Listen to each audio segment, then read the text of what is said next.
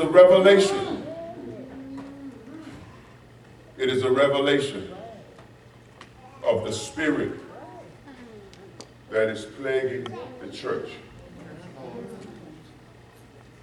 We want God to save people, but don't use them like you use me. Because after all, that's the prodigal son. I've been here with you. Prodigal son, make him one of your hired servants. Let him stay in the house, but don't let him eat in the room. That was the brother's contention with his father about him reconciling and restoring his son. Never mind, he's my brother, but he's a prodigal. He's a runaway. He's a rebel. He's a rascal. Save him, but let him work like the servant. It exposes the true attitude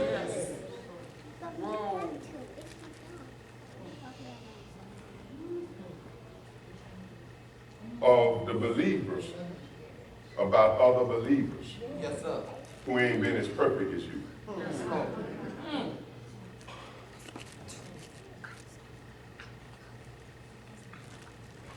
It's a believer looking down on another believer because the situation that he done got caught up in or she.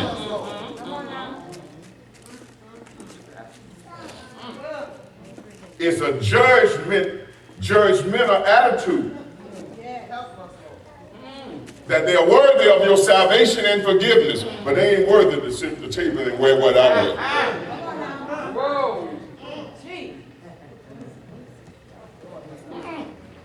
Lift your hand and say thank you. Thank you. Want that alone. Yes. Thank you.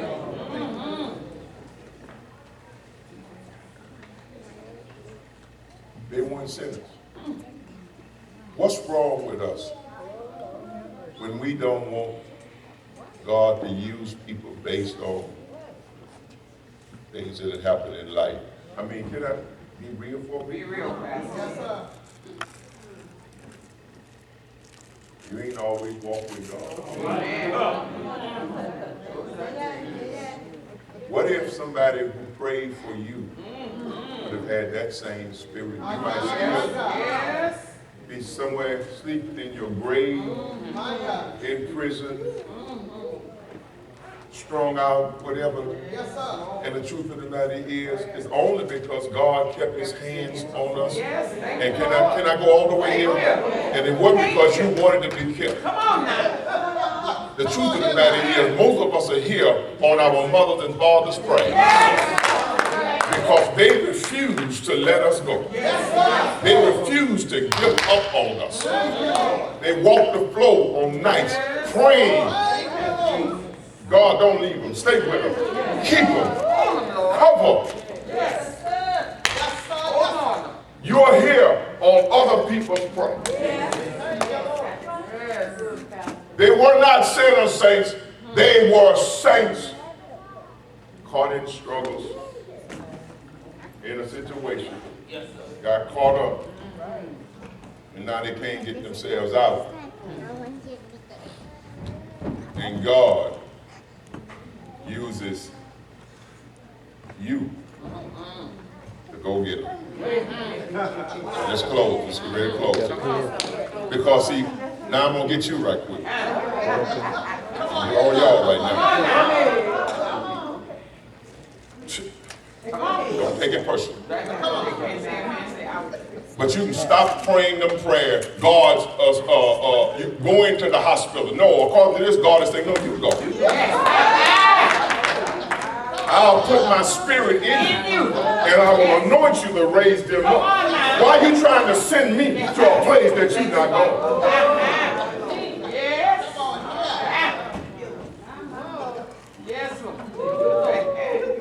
God go into the prison. According to Ezekiel, God told Ezekiel, no, you go into it.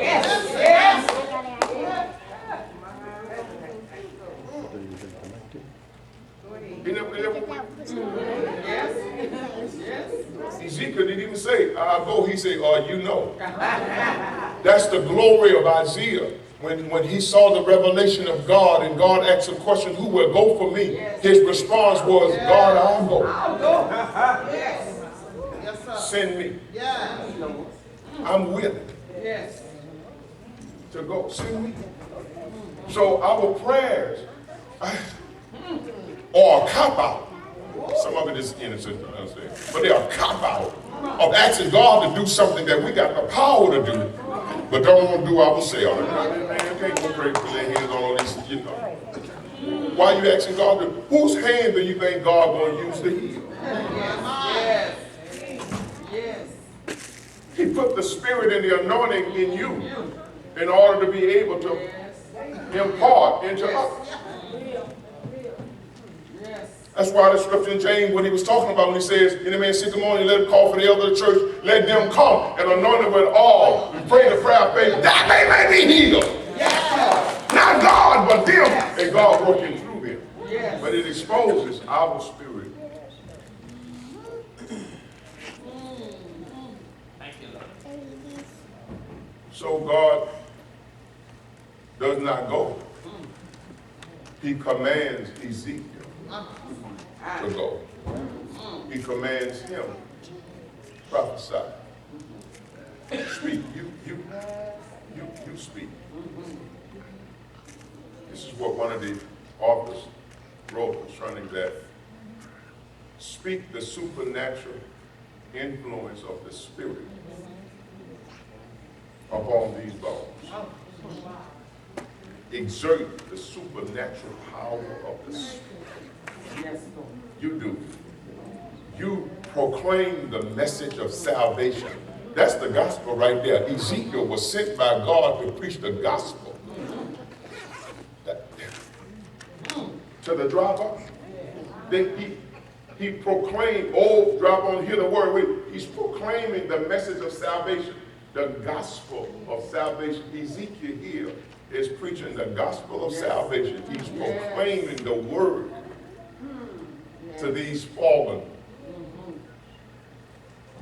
people.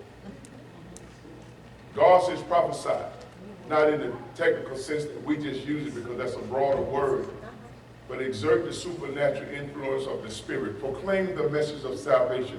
Command the Spirit. Look at this thing. Command the Spirit. Command the Spirit to give life. Not even God do it if you can, if you will. Here God says, no, command. Proclaim the message of salvation. Exert the supernatural influence of the Spirit. Command the Spirit to come upon them and give life. Yes, Lord. I'm going to say this and I'll get ready to close. I think I've shared this years and years